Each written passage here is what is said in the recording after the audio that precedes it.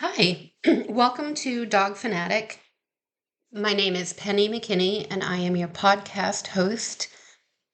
And I'm a lifetime groomer and just seem to know things about dogs. So sometimes I get caught up in always learning, always trying to get more information about everything. And I forget that there are people that have dogs that just don't know how to stop certain behaviors. I specialize in behavior. Um, so I think it's kind of funny sometimes, not well, amusing, I guess. That I love to hear how people struggle with their dogs at different times, at bath time, cutting nails, shedding, and they don't know what to do, shampoo, conditioner. And it's actually a thing. They get very concerned and upset, and it becomes an issue. And what I like to do is I give the option of people coming into my shop and sitting and waiting. They have a couple of rules they have to follow. If you've heard other podcasts of mine, you would know that there are two rules. One is you cannot, when you're in here, you cannot talk directly to your pet. You can talk to me and each other all that you want, and you cannot make direct eye contact with your dog. There's a reason why. Because if your dog is with me on the table and you speak to them or make eye contact with them, what you are doing is you are calling them. You might not realize it, but that's what's going on. So they will struggle to get to you. And if they struggle to get to you, it could result in a dog falling off a table, a dog jumping and coming down on shears or clippers, which would cause a vet visit, or Lord knows what. And if he falls off a table, it could be a broken leg. It could be just a traumatizing event. So I don't allow that. Those are the two things you cannot do if you opt to stay. And so if people start talking to their dog, I stop and I say, for the safety of your dog, you're going to have to go. When I am done, I will give you a call because I cannot have dogs getting hurt. I don't hurt dogs myself. And so it just cannot happen. So sadly, they can't stay, but they understand why. They understand why, so it's accepted. It's only happened to one person. Hopefully, it stays there. So I love grooming, and I love specializing in canine behavior. And I have been involved with dogs my entire life. And I one thing I encourage when people are here is kind of to chit chat back and forth with me. And if they have any questions, to ask, because I'll go over whatever while I'm grooming. And that way they can learn a little bit too. And that's fine. And to me, it's not just grooming. To me, it's the whole dog. And if I can help with customers with anything with behavior, with problems that they're having at home, food, allergies, whatever, I will help them. So I encourage questions from kids. I encourage questions from adults. And, hopefully it can help make their life a little easier. So one of my customers had just left, and she really couldn't believe how well her dog behaved with me. And I asked her, well, what are you having problems with? And the biggest problem, I guess, right now is when the dog is in the tub, he jumps all over trying to scramble to get out, meanwhile, scratching up the arms. And I've seen that a lot when I've worked at different places that people just don't know how to stop that from happening. It's not a big deal, it's very easily fixed. So I smile at them and I understand it on both sides.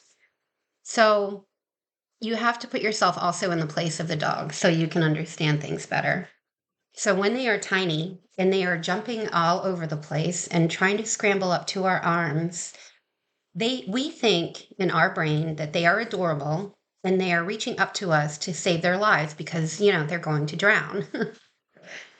So we coo and we tell them it's okay. And actually, when we're doing that, we are encouraging them to climb up into our arms, to jump out of the tub and scratch our arms up. So when they get bigger, it's not so adorable anymore. In fact, it's a pain in the butt. And you start hating that time with them and how frustrating it is. You're dreading giving them a bath. You're putting it off. You're getting irritated. You're not brushing as much. You're not combing as much. We need to fix the problem. So that's why the puppy is doing it. We sort of trained them to do it without acknowledging it, without understanding it.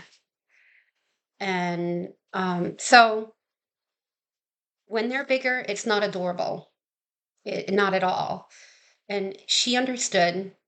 My customer understood. She said, you're right. That's exactly what happened. And that's exactly what's going on now. And we can't stop it.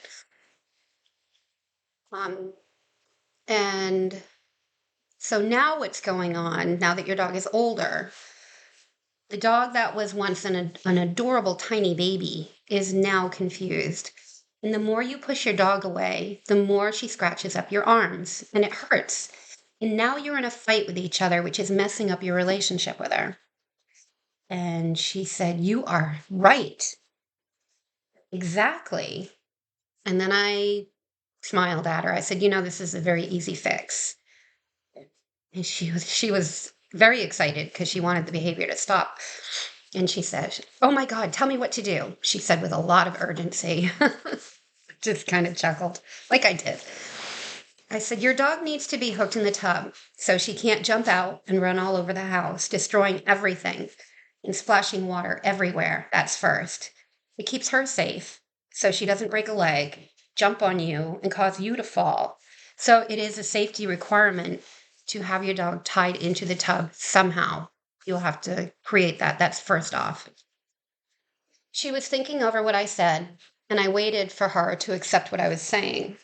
When she shook her head, I knew she had digested that information and continued. "When your dog jumps, put your hands on her shoulder blades and push her down firmly and say in your man voice, 'No,' deep voice.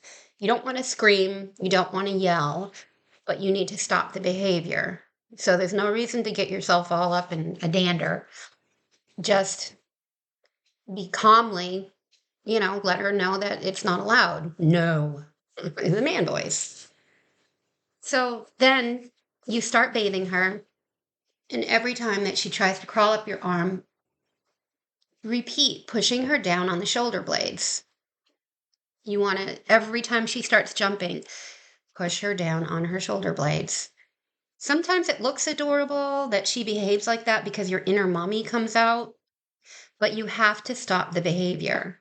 What you're doing is teaching her to be confident and brave.